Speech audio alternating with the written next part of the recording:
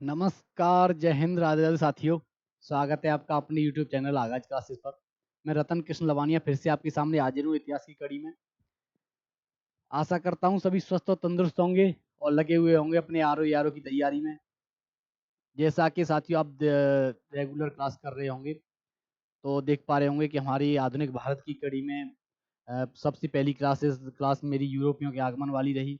उसके बाद फिर यूरोपियों के आगमन, कंपनियों के जब आगमन हुआ, उसके बाद मैंने बंगाल यूरोपियों के सामाजिक विस्तार में बंगाल की चर्चा की। बंगाल का हम मीर जाफर तक पहुंच गए थे। तो इस बार साथियों इस वाली क्लास में मीर कासिम से और बंगाल में द्वैत शासन की चर्चा होगी, बक्सर की युद्ध की चर्चा होगी, इलाहाबाद की संधि की चर्चा होगी जो 1765 में होती है साथियों। और इलाहाबाद की संधि भी 2 भागों में होगी। और जब आप देखोगे कि इलाहाबाद की संधि करने के लिए स्पेशल क्लाइव को लंदन से बुलाया जाएगा। उसके बाद जब संधि होगी तो सीधे-सीधे जैसे ही मीर कासिम की चर्चा होगी, तो जब मीर जाफ़र की जैसे ही पता चलेगी कि डचों के साथ मिलकर जो मैंने पहले इससे पहली वाली क्लास में आपको करवा दिया, तो एक आपको बता दूँ शुरुआत में कि जैसे ही चर्चा होगी कि मीर जाफ़र को जब नवाब बनाया जाएगा, एक कठपुतली नवाब, तो वो उपहार देगा और कह सकते हैं कि उपहार प्रदान करेगा। उन्हें अधिकार निःशुल्क उसकी भी एक मतलब व्यापार का भी अधिकार दे देगा। लेकिन बाद में जब वो उनसे परेशान हो जाएगा, उनकी माँगों से, उनकी अपेक्षाओं से जब परेशान हो जाएगा, तो वो डच्चों के साथ मिलकर मीर जाफ़र अंग्रेज़ों के साथ षड्यंत्र करेगा।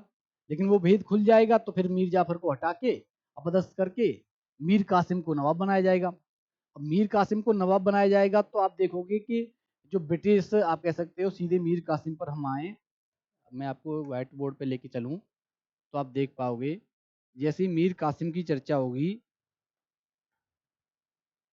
जैसे ही मीर कासिम की चर्चा होगी साथियों, मीर कासिम,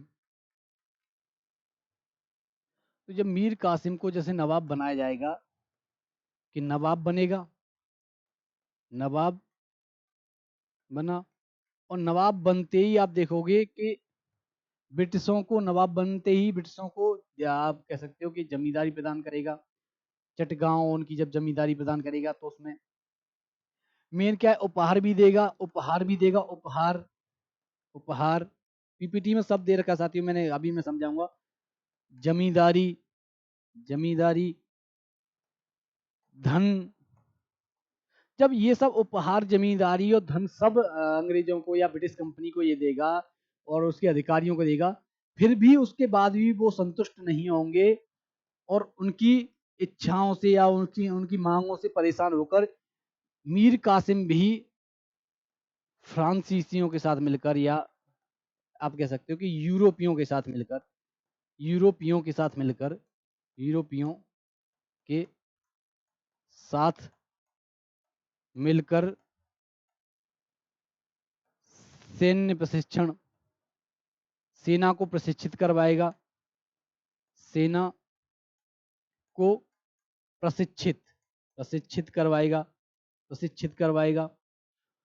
और अगर साथियों अगर और कहना चाहो तो आप कह सकते हो कि सेना को प्रशिक्षित करवाएगा। उसके साथ ही आप देख पाओगे एक कारखाना खोलेगा, बंदूक का कारखाना, बंदूक नहीं, बंदूक का कारखाना डिंडीगुल में तो वो खोलेगा।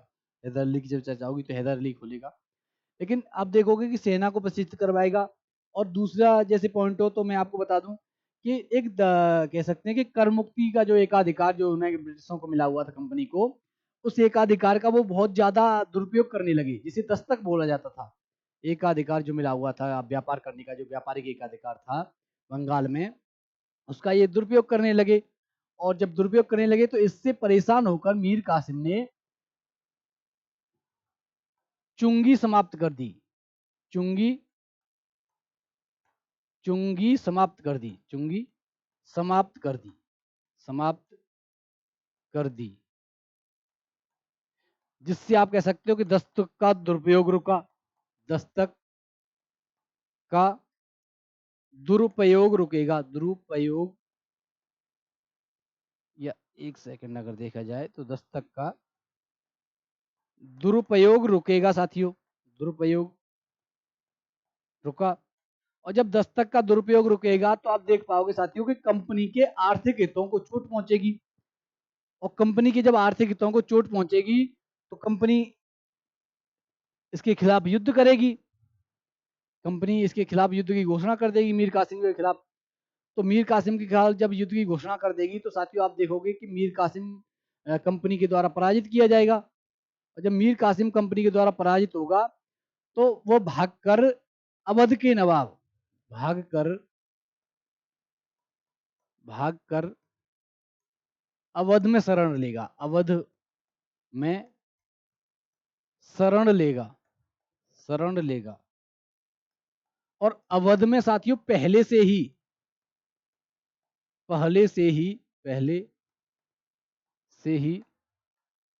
मुगल सम्राट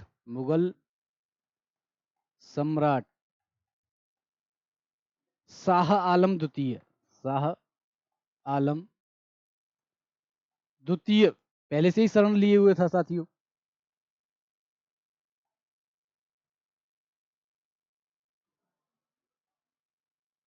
शाह आलम द्वितीय पहले से ही साथियों शरण लिए हुए था, तो आप ध्यान रखना शाह आलम द्वितीय वो थोड़ा दिक्कत आ रही है इधर, तो समझ में आ जाना चाहिए, वैसे पीपीटी में सब कुछ है।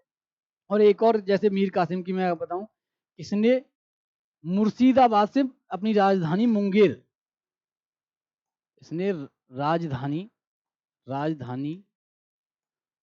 मुर्शिदाबाद से मुंगेर स्थानांतरित की साथियों, मुंगेर। तो इस पे भी साथियों ध्यान रखना। एक मैं आपको जैसे कहानी के तरीके से एक बार समझा दूं कि जब मीर कासिम आप देखोगे कि नवाब बनता है, मीर कासिम को नवाब बनाया जाता है, तो इसी उसको जो अंग्रेज ब्रिटिश अधिकारी है इस सत्ता परिवर्तन को, जैसे मीर जाफर को अपदस्थ करके मीर कासिम को जब नवाब बनाया जाता है तो इसी क्रांति की संज्ञा देता है। वो ब्रिटिश अधिकारी बंसी टाट है साथियों, बंसी टाट उसे क्रांति की संज्ञा देता है। हालांकि ये क्रांति तो आपको खुद स्वयं नजर आ रही हो, क्रांति तो थी नहीं, बदला कुछ नहीं था। जनता, ये सबसे पहली बात तो कि जनता का समर्थन प्राप्त नहीं था। और दूसरी, अगर जैसे दूसरा पॉइंट अगर हम लिखना चाहें तो आप ये भी बोल सकते हो कि एक तो जनता का समर्थन नहीं, दूसरा कि कठपुतली नवाब, पहले भी कठपुतली नवाब था मीर जाफर, उसके बाद जो मीर कासिम आया वो भी एक कठपुतली नवाब ही था। आप कह सकते हो अप्रत्यक्ष रूप से कंपनी शासन कर रही थी। और इसी में जब इसके बाद ही जब मैं बता रहा हूँ कि इस टॉपिक के बाद जैसी चर्चा होगी तो द्वैध शासन की चर्चा होगी, द्वैध शासन में आपको विस्तार से चर्चा करूंगा। तो आपको मैं बताऊं कि कुछ नहीं बदला, सिर्फ आप कह सकते हो कि एक चेहरा बदल गया।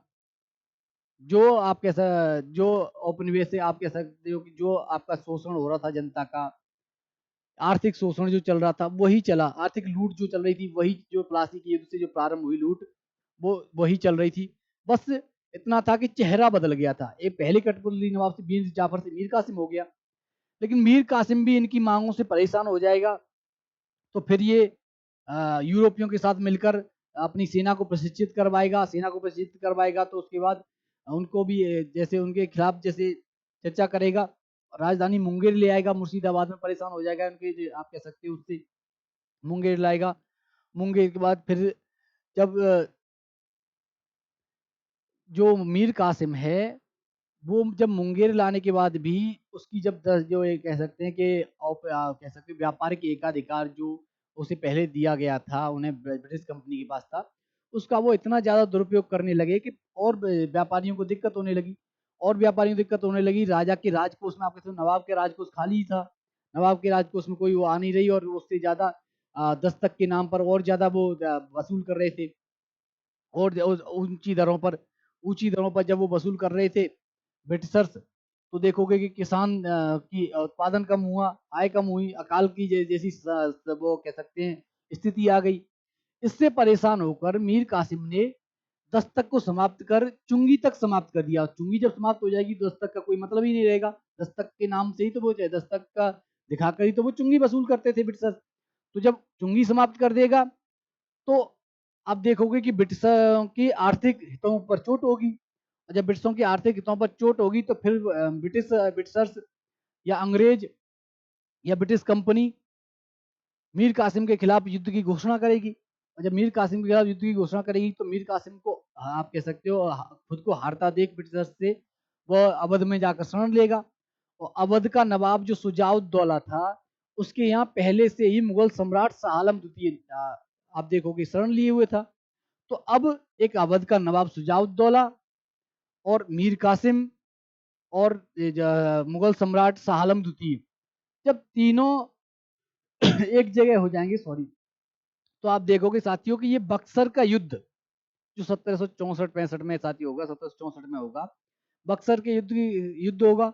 बक्सर के युद्ध में आए ब्रिटिशर, अंग्रेजों और जो संयुक्त सेना है नवाब की और मुगल सम्राट की, उनके बीच हुआ, जिसमें अंग्रेजों का नेतृत्व साथियों हेक्टर मुनरो करेगा और नवाबों की संयुक्त सेना का नेतृत्व गार्गिन खान करेगा। गार्गिन खान करके एक सेनापति था।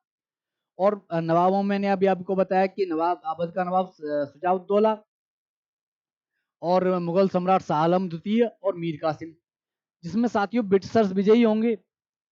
और वास्तविक रूप से आप कह सकते हो कि वास्तविक रूप से एक भारतीय राज्य या एक बंगाल को जीतने की या भारतीय लूट, वास्तविक रूप से यहाँ प्रमाणिक रूप से ब्रिटिशों के द्वारा भारतीय लूट प्रारंभ होगी।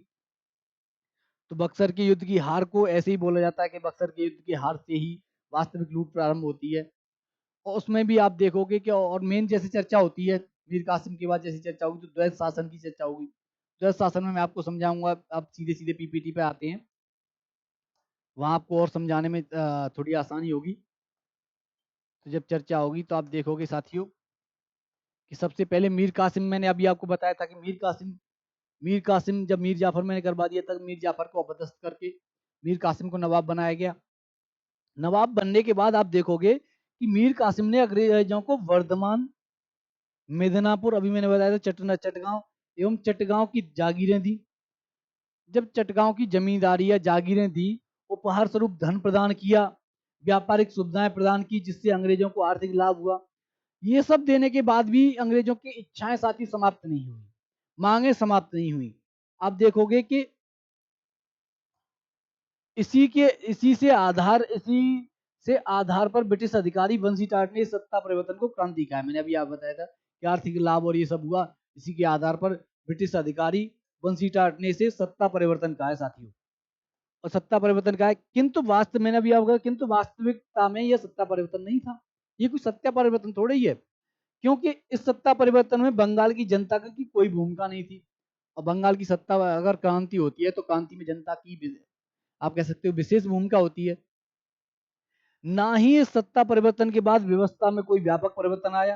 पहले भी अंग्रेजों का कठपुतली नवाब था, अब भी अंग्रेजों का कठपुतली नवाब है, बस चेहरा ही तो बदला है साथियों। चेहरा बदला, बाकी तो सेम वही है। पहले भी अंग्रेजों का कठपुतली नवाब था, अब भी अंग्रेजों का कठपुतली नवाब है। ये नोट्स जितने भी हैं पीपीटी में आपको जो प्रोवाइड करवा रहा हूँ, जो पीडीएफ में ग्रुप में भेज देता हूँ साथियों, बहुत आसान, इतने आसान से इतने सिनॉप्सिस बना बना के साथियों, इतने आसान में इतने पार्टों में तोड़ तोड़ के आपके सामने रखे गए हैं साथियों। तो आप एक दो बार वो वहां से डाउनलोड करके, ग्रुप से, टेलीग्राम ग्रुप बन चुका है आगाज क्लासेस के नाम से, उसका ग्रुप का मैं सीधे सीधे उसमें लिंक भी प्रोवाइड करवाता हूँ हर क्लास में। तो वहां से आप डाउनलोड कर लीजिए टेलीग्राम से, आपको ऐसी पीडीएफ मिल जाए, प्राप्त होगी, जिससे कि आपको पढ़ने में और समझने में पूरी कोई दिक्कत ना आए। तो आप देखोगे कि जैसे ही वो चर्चा होगी तो अंग्रेजों के हस्तक्षेप व दरबार, ये साथियों वह दरबार के षड्यंत्रों से बचने के लिए मीर कासिम ने अपनी राजधानी मुर्शिदाबाद से मुंगेर, मैंने अभी आपको बताया था कि मुंगेर स्थानांतरित की। और जब मुंगेर स्थानांतरित करेगा, और दूसरा, उसने यूरोपीय मॉडल पर सेना को प्रशिक्षित, मैंने वही बताया था कि यूरोपियों की मदद से यूरोपीय मॉडल पर सेना को प्रशिक्षित करवाएगा। तोप और बंदूक का कारखाना स्थापित करेगा साथियों, तोप और बंदूक का कारखाना स्थापित करेगा। अंग्रेजों द्वारा निःशुल्क व्यापारिक अधिकार के दुरुपयोग को रोकने के लिए राज्य से चुंगी समाप्त करेगा। ये साथियों राज्य, ये सज्य नहीं है, ये राज्य है, इस पे ध्यान रखना। राज्य से चुंगी समाप्त करेगा। और ये जो अंग्रेज जो निःशुल्क व्यापारिक अधिकार है, ये निःशुल्क जो व्यापारिक अधिकार है, इसको साथियों दस्तक बोला जाता था। दस्तक, मैं अभी आपको बताऊं, यहाँ पे मैंने अभी करवाया था दस्तक, दस्तक बोला जाता था इसे।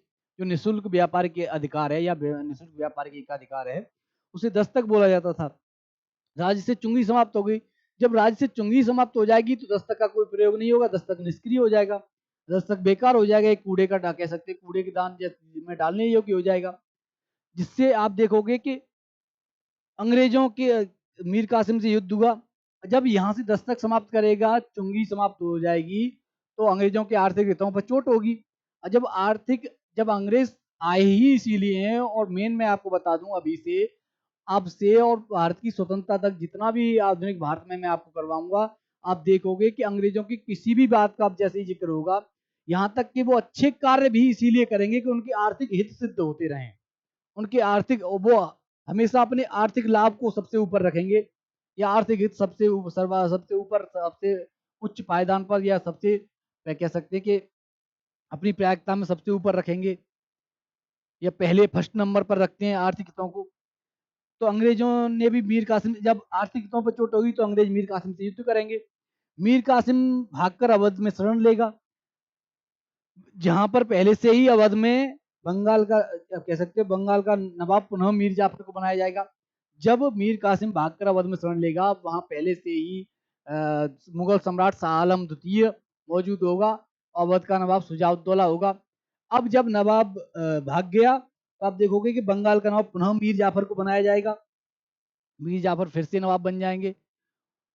अब मीर जाफर जब नवाब बन जाएंगे, तो आप देखोगे कि इनके इसमें अगर दूसरे कार्यकाल में देखा जाए, तो दूसरे कार्यकाल में बस एक चर्चा होती है कि इसके समय में बक्सर का युद्ध हुआ। बस बक्सर का युद्ध महत्वपूर्ण है साथियों।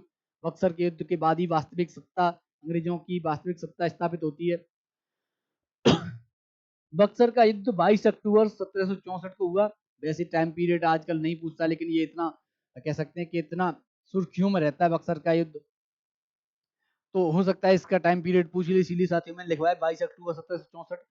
और जब बक्सर के युद्ध की चर्चा होगी, तो आप देखोगे कि अंग्रेजों में और नवाबों की संयुक्त सेना में साथी युद्ध होता है।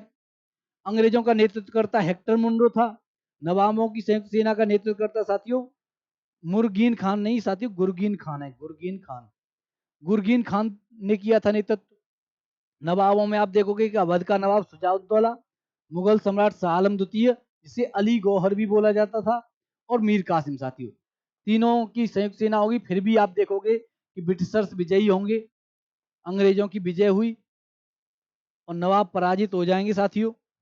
नवाब पराजित हो जाएंगे। ऊपर की तरफ अगर मैं एरो लगाऊं साथियों, ये विजयी हुए, और नीचे की तरफ एरो लगाऊं तो इनकी पराजय हुई। ये आपको जैसे ध्यान रखना, अगर बाई चांस मैं बताना भूल जाऊं।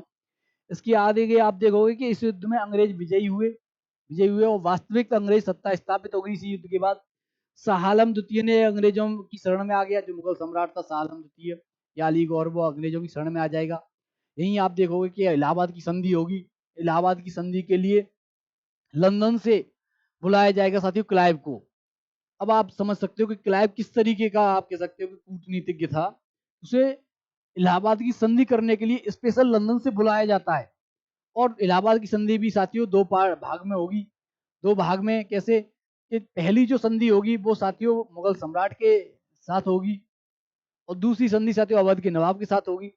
और इसमें आप देखोगे कि ब्रिटिशों के, आप कह सकते हो कि ब्रिटिशों को किस स्तर तक आप वो अपना हित साधने की, आप कह सकते हो आर्थिक लाभ की, कि आप कह सकते हो कि जो अवध का नवाब है उससे ये 50 लाख रुपए लेंगे, और उसमें से 26 लाख रुपए वार्षिक मुगल सम्राट को देने के लिए बदले, तीन आप कह सकते हो तीन राज्यों की जब आप चर्चा होगी, तो उनकी दीवानी प्राप्त करेंगे। और दीवानी प्राप्त करेंगे तो आप देखोगे कि दीवानी जब मिल गई, आर्थिक अधिकार प्राप्त हो गए, तो उसमें राजस्व लेना और सब वसूल करना सब उनके अंडर में आ जाएगा। तो मेरा आपको समझाने का मतलब ये है कि जो ब्रिटिशों ने मुगल सम्राट से जो संधि की और अवध के नवाब से संधि की, उसमें आप देखोगे कि जो अवध के नवाब से जो कुछ लिया, वो मुगल सम्राट को उसमें से चौथाई या एक तिहाई हिस्सा दे दिया, और उससे भी सब कुछ प्राप्त कर लिया। तो एक कह सकते हैं कि डबल प्रॉफिट या दोहरा लाभ। तो ब्रिटिशों ने इलाहाबाद की संधि से, आप कह सकते हो कि दोहरा लाभ प्राप्त हुआ। शाह आलम द्वितीय अंग्रेजों की शरण में चला गया। शुजाउद्दौला ने कुछ दिन तक विरोध करने के बाद आत्मसमर्पण कर दिया साथियों। जो अवध का नवाब है वो आत्मसमर्पण कर दिया। मीर कासिम दिल्ली की ओर भागा साथियों, और दिल्ली की ओर भागा, और जहां 1717 में उसकी मृत्यु हो गई। तो मीर कासिम भी साथियों आप कह सकते हो कि मृत्यु या वीर गति को प्राप्त हुआ। फिर साथियों नवाब बनता है नजमुद्दौला 1765 से 1766। इसे आप देखोगे कि ये मीर जाफर का अल्पवयस्क पुत्र था, और इसी के समय में इलाहाबाद की संधि हुई। तो आप इस पर विशेष ध्यान रखना कि किसके समय पूछ लेता प्रश्न, यहाँ से प्रश्न कई बार उठाया गया है। कि इलाहाबाद की संधि किसके समय में हुई, तो आप देखोगे कि बंगाल का नवाब नजमुद्दौला था 1765 से 66 में, जो मीर जाफर का अल्पवयस्क पुत्र था, इसके समय में इलाहाबाद की संधि हुई। अब आते हैं साथियों इलाहाबाद की संधि 1765 में। इलाहाबाद की संधि भी साथियों मैंने आपको बताया था कि 2 पार्ट में आपको मिलेगी। मेन जैसे इसमें संधि पर हस्ताक्षर की चर्चा होती है कि इलाहाबाद की संधि पर हस्ताक्षर किस किसने किए, तो आप देखोगे कि अंग्रेजों की तरफ से तो क्लाइव ने किए, और संयुक्त सेना की तरफ से आप देखोगे कि अवध के नवाब शुजाउद्दौला ने, मुगल सम्राट शाह आलम द्वितीय ने, बंगाल के नवाब नजमुद्दौला ने। तो ये भी पूछ लेता है कि किस किसने हस्ताक्षर किए, तो इस पर भी आप साथियों ध्यान रखना। इसके लिए क्लाइव को लंदन से बुलाया गया, ये भी मैंने अभी आपको बताया था कि इलाहाबाद की संधि के लिए क्लाइव को लंदन से बुलाया गया। इलाहाबाद की संधि की जब चर्चा करें साथियों, तो मैं अभी आपको बता दूं कि यह संधि 2 भागों में की गई थी। पहले भाग में साथियों इलाहाबाद की प्रथम संधि 12 अगस्त 1765 को की गई। तो ये साथियों टाइम पीरियड नहीं पूछता, लेकिन वो इसकी पूछ लेता है कि इसमें क्या क्या हुआ इलाहाबाद की संधि में। तो ये मैं आपको बता दूं कि जो पहली जो इलाहाबाद की संधि थी वो मुगल सम्राट शाह आलम द्वितीय एवं अंग्रेजों के गवर्नर क्लाइव के मध्य संपन्न हुई। इसके तहत मुगल सम्राट ने कंपनी को स्थायी रूप से बंगाल, बिहार एवं उड़ीसा की दीवानी दीवानी प्राप्त हुई या दीवानी प्रदान की। तो साथियों आप देखोगे कि जब बंगाल, बिहार और उड़ीसा की दीवानी मतलब आर्थिक अधिकार प्राप्त हो गए, तो आप देखोगे कि राजस्व लगाना या कोई भी कर लगाना या कोई कर वसूल करना सब ब्रिटिशों की कंपनी के हाथ में आ गई। इसके बदले में कंपनी ने सम्राट को 26 लाख रुपए वार्षिक पेंशन देने स्वीकार किया। साथियों अब आप देखोगे कि 26 लाख क्या है, जब आपको 3 राज्यों की दीवानी आर्थिक अधिकार प्राप्त हो गए, तो जहां करोड़ों का फायदा है वहां 26 लाख रुपए तो मामूली है, वो भी वार्षिक। जब महीने का फायदा है करोड़ों का, जब राजस्व इतने ज्यादा हो जाता है तो वार्षिक देने में कोई दिक्कत नहीं। तो वार्षिक प्रदान करने की बात की, स्वीकार किया। और वो भी देना कब तक था, जब तक कंपनी मजबूत नहीं हो रही। जिस समय कंपनी और विस्तार करेगी तुरंत देना बंद हो जाएगा। तो बहुत आगे की सोच कर आप कह सकते हो कि ये जो गोरे शब्द बोलना नहीं चाहिए, लेकिन अंग्रेज गोरे, इन्होंने इतना लूटा भारत को। जब आप कह सकते हो दादा भाई नौरोजी की जब चर्चा होगी, धन निकासी के सिद्धांत में मैं आपको बताऊंगा सॉरी, कि किस तरीके से इन्होंने भारत को लूटा, भारत से कितना धन बाहर ले गए, किस तरीके से भारत को बर्बाद किया, वो सब साथियों स्टेप बाय स्टेप मैं आपको करवाऊंगा। फिलहाल यहीं पे आप देखोगे कि वार्षिक पेंशन देना स्वीकार किया। कंपनी ने अवध के नवाब को कड़ा कड़ा एवं इलाहाबाद का क्षेत्र मुगल सम्राट को दे दिया। सॉरी। अब देखो कितने होशियार थे कि कड़ा एवं इलाहाबाद का क्षेत्र मुगल सम्राट को दे दिया, जिससे कि मुगल सम्राट भी उनके आप कह सकते हो कि हितैषी बना रहे। लेकिन कड़ा और इलाहाबाद का कौन सा इनका था, इनके अधिकार वाला क्षेत्र थोड़ा ही था। ये आप देखोगे कि इलाहाबाद की दूसरी संधि जब चर्चा होगी, इलाहाबाद की दूसरी संधि 16 अगस्त 1765 में, तो इसमें कड़ा और इलाहाबाद के आप कह सकते हो कि इलाहाबाद का क्षेत्र अवध के नवाब के अधिकार क्षेत्र में था। उससे ये लेकर मुगल सम्राट को दे देंगे, तो इनका तो कुछ गया नहीं, इन्हें तो प्रॉपर्टी प्रॉफिट है अंग्रेजों को। तो आप देखोगे कि इलाहाबाद की द्वितीय संधि में 16 अगस्त 1765 को हुई। यह मुगल सम्राट शाह आलम द्वितीय एवं अंग्रेजों गवर्नर क्लाइव के, सॉरी ये थोड़ा मिस्टेक हुई है साथियों, ये मुगल सम्राट शाह आलम द्वितीय के मध्य नहीं हुई, ये अवध के नवाब शुजाउद्दौला एवं अंग्रेज गवर्नर। तो इस पे आप ध्यान रखना कि ये अवध के नवाब शुजाउद्दौला, अवध के नवाब, अवध के नवाब शुजाउद्दौला, शुजाउद्दौला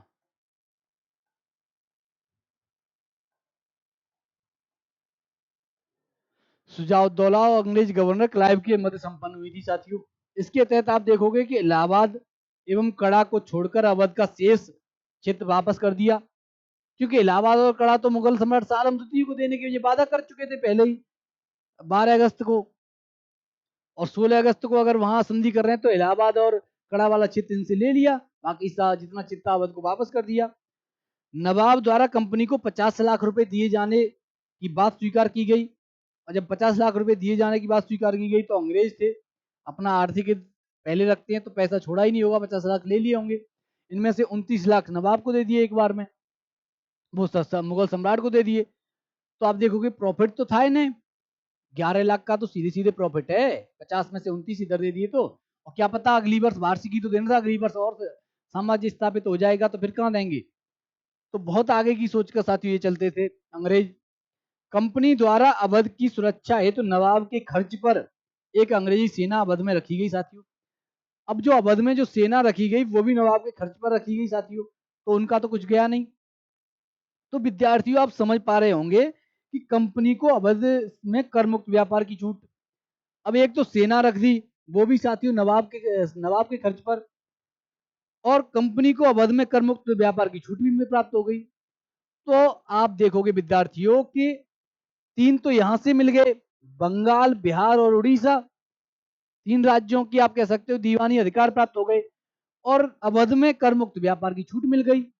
तो आर्थिक हित आप देखोगे कि सब सर्वाधिक, आपको यहाँ प्रशासनिक का कोई मतलब ही नहीं है, ब्रिटिशर्स या अंग्रेज, आप देखोगे विद्यार्थियों कि वो सिर्फ आर्थिक हित साधते थे, उन्हें सिर्फ धन, अपने आप कह सकते हो आर्थिक हित पर चोट नहीं होनी चाहिए, उन्हें बस धन प्राप्ति करनी ही थी। उसके बाद फिर चर्चा होती है साथियों बंगाल में द्वैध शासन की, ये 1765 से 1772 तक रहा साथियों।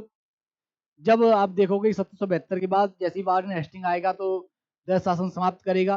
द्वैध शासन समाप्त के भी आप देखोगे कि कारण फिर उनकी निजी हितों पर जब चोट होगी, और वो कैसे होगी कि जो कंपनी के जो अधिकारी थे वो सिर्फ अपना पर्सनल कह सकते हैं कि अपना स्वयं का व्यवसाय देखने लगे, व्यापार करने लगे, कंपनी पर ध्यान देना बंद कर दिया, जिससे कंपनी घाटे में जाने लगी। इसीलिए साथियों वारन हेस्टिंग को कंपनी भेजेगी और बंगाल से द्वैध शासन समाप्त होगा और सीधे प्रत्यक्ष रूप से साथियों ब्रिटिश सरकार के अंडर में आएगा।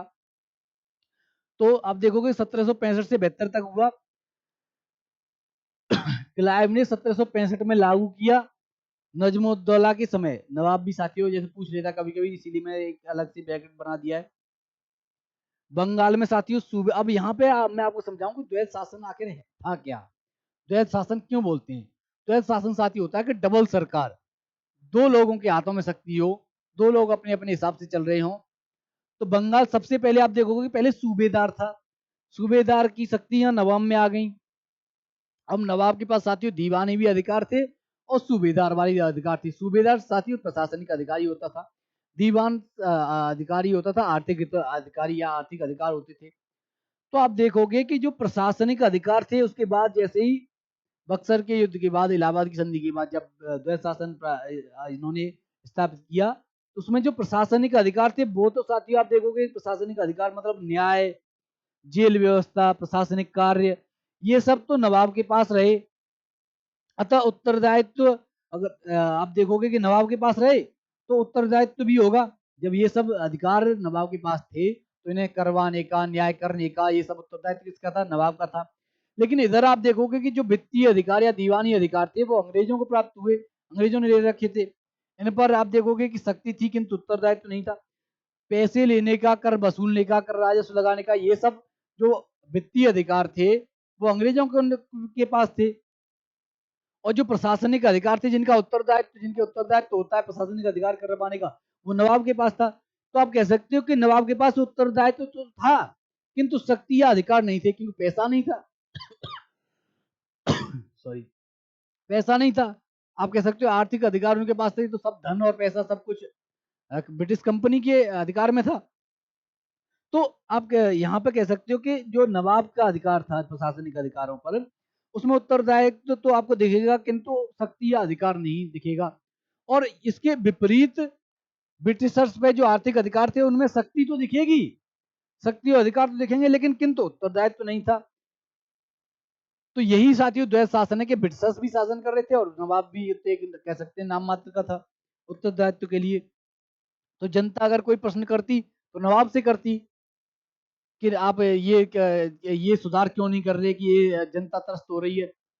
लेकिन नवाब करता क्या, नवाब के पास धन नहीं था, क्योंकि जितना भी कर राजस्व सब आ रहा था वो ब्रिटिशर्स ले रहे थे। तो ब्रिटिशर्स के पास शक्ति और धन तो था धन उनके ऊपर आप तोड़ा था, लेकिन उनके पास उत्तरदायित्व तो नहीं था, तो वो खुद अब आप देखोगे कि साथियों द्वैत शासन क्यों लागू किया गया, आखिर क्या वजह रही जो द्वैत शासन लागू किया गया, तो मैं आपको बता दूं। ये भी मैंने एक एक पॉइंट इतनी आसान से आसान तरीके से साथियों आप देख रहे होंगे कि किसी ने आपको अगर कोई पहले अगर कर चुका हो कोई विद्यार्थी, तो आप देख पा रहे हो कि इतनी आसान तरीके से सिनॉप्सिस बना बना के इस टॉपिक को किसी ने इस तरीके से नहीं आपको समझाया होगा जिस तरीके से मैं आपको समझा रहा हूँ। मैंने आपको बताया कि पूरा इतिहास एक एक पॉइंट सिनॉप्सिस में साथियों पार्ट में डिवाइड कर करके आपके सामने रखूंगा कि आपको इतना आसान बना दूंगा इतिहास को कि आप कहोगे कि हाँ गुरु जी ने पढ़ाया था।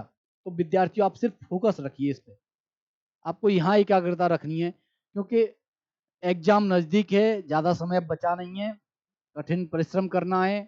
तो लक्ष्य पे और आ, एक कह सकते हैं कि अपने इच्छित लक्ष्य को प्राप्ति के लिए, अपनी इच्छा के अनुसार लक्ष्य प्राप्ति के लिए एक कठिन परिश्रम की आवश्यकता होती है। और मैं सीधे सीधे आपके सामने फिर कह रहा हूं कि मेहनत का कोई विकल्प नहीं होता। अगर आपने मेहनत की है तो आपको उसका फल अवश्य मिलेगा, मेहनत का परिणाम आपको अवश्य मिलता है। मेहनत का कोई विकल्प नहीं होता। कोई कुछ भी कहे कि नहीं शॉर्टकट, कोई शॉर्टकट नहीं होता। मेहनत करनी होती है, लक्ष्य प्राप्ति के लिए मेहनत होती है, और मेहनत का कोई विकल्प नहीं होता साथियों। ये आपको ध्यान रखना चाहिए। आप देखोगे कि द्वैत शासन क्यों लागू किया गया, तो कंपनी के द्वारा सत्ता पर प्रत्यक्ष नियंत्रण, जन असंतोष का खतरा था, जिससे कंपनी को आर्थिक हितबाधित होते। मेन आप कह सकते हो जन असंतोष का खतरा था। दूसरा अगर आप कहो तो जो विदेशी व्यापारी थे या यूरोपीय व्यापारी, अगर प्रत्यक्ष रूप से तो संघर्ष होने का भी खतरा था। जन समूह का विद्रोह हो जाता या जन संघर्ष होता वो अलग बात है, लेकिन व्यापारियों के द्वारा भी संघर्ष होने का, युद्ध होने का खतरा था। तीसरा आप देखोगे कि अगर प्रत्यक्ष शासन स्थापित करते तो जो ब्रिटिश सरकार थी वो उस पर नियंत्रण स्थापित करती, वो उस पर आप कह सकते हो कि अपनी ओर बढ़ाती। चौथा अगर आप देखोगे कि चौथा अगर जो प्रश्न है, मैंने आपको बताया था कि आर्थिक लाभ लेने के लिए द्वैत शासन लागू किया गया। आर्थिक लाभ तो शुरुआत से मैंने आपको बता रहा हूँ कि हर उसमें ब्रिटिश कंपनी का कोई भी कार्य, अच्छा भी कार्य होगा ना, सामाजिक सुधार के भी अगर बाद में आप कार्य देखोगे तो उससे भी ये अपने आर्थिक हितों को साधने के लिए करेगी साथी कंपनी।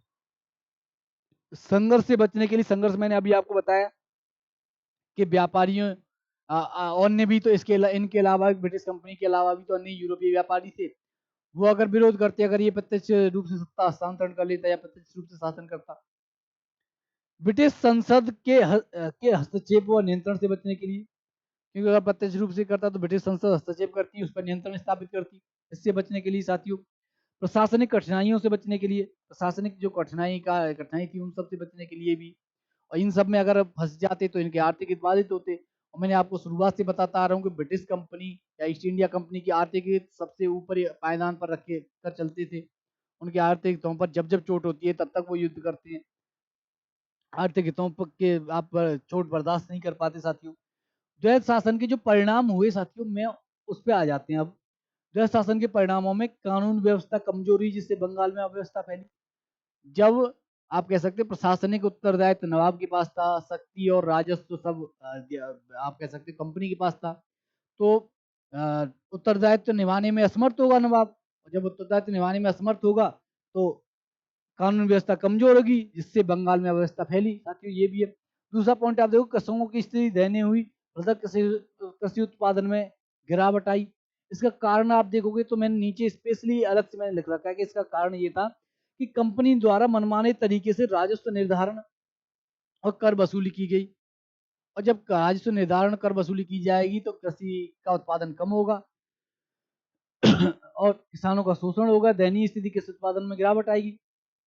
किसानों का जब शोषण में वृद्धि हुई तो आप देखोगे कि उनकी क्रय शक्ति भी कम हुई, और उसके उत्पादन में कमी आई। जब क्रय शक्ति कम होगी तो उत्पादन में कमी आएगी, उत्पादन में कमी आएगी तो अकाल की स्थिति पैदा होगी।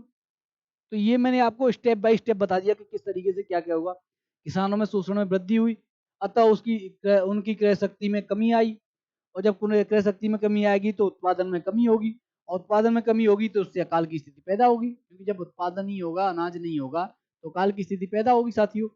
इसके बाद जैसे ही हम आगे आएंगे तो आप देखोगे कि अन्य परिणाम में आप देखोगे कि कंपनी ने कर्मचारी निजी व्यापार पर अत्यधिक बल देने लगे, अतः कंपनी के व्यापार पर प्रतिकूल प्रभाव पड़ा। जब कंपनी के स्वयं के व्यापारी अपने सिर्फ निजी अपने स्वयं के व्यापार पर बल देने लगे, तो कंपनी, मैंने अभी आपको बताया था कि कंपनी के अधिकारों पर आर्थिक हितों पर या कंपनी के आर्थिक हितों पर प्रतिकूल प्रभाव पड़ा, आर्थिक लाभ नहीं हो पाया, तो आर्थिक लाभ कम हुआ। उसके तुरंत बाद साथियों, जैसे ही आर्थिक लाभ कम होगा, तो 1772 में वारेन हेस्टिंग द्वैध शासन की समाप्ति कर बंगाल में प्रत्यक्ष रूप से ब्रिटिश सत्ता की स्थापना करेगा साथियों। तो मेन कहां से हुआ कि जब ब्रिटिश कंपनी की आर्थिक हितों पर जब चोट होगी, या उसके खुद के अधिकारी स्वयं के व्यापार को बढ़ाने के लिए चक्कर में उसके आर्थिक लाभ में कमी आई, तो उसने तुरंत 1772 में वारेन हेस्टिंग को भेजा। वारेन हेस्टिंग के द्वारा द्वैध शासन को समाप्त करवाया। तो साथियों, इसके बाद ये हमारा बंगाल का पूरा, बंगाल की जो अधिग्रहण या बंगाल पर कह सकते हो कि साम्राज्यवादी विस्तार में बंगाल हो गया। कल की क्लास में साथियों हम मैसूर को देखेंगे। आज की क्लास को यहीं विराम देते हैं। कोई अगर साथी या कोई विद्यार्थी चैनल पर नया आए हो तो प्लीज लाइक करिए, सब्सक्राइब करिए और शेयर करते रहा करिए साथियों, जिससे कि आप जैसे किसी जरूरतमंद मेहनत करने वाले विद्यार्थी तक ये क्लास पहुंचे, जिससे उसकी और अच्छी तैयारी, आर ओ की तैयारी में और चार चांद लग सकें साथियों। तो इसी के साथ मैं साथियों इस अपनी आज की क्लास को यहीं विराम देते हैं। मिलते हैं फिर कल। जय हिंद, राधे राधे साथियों।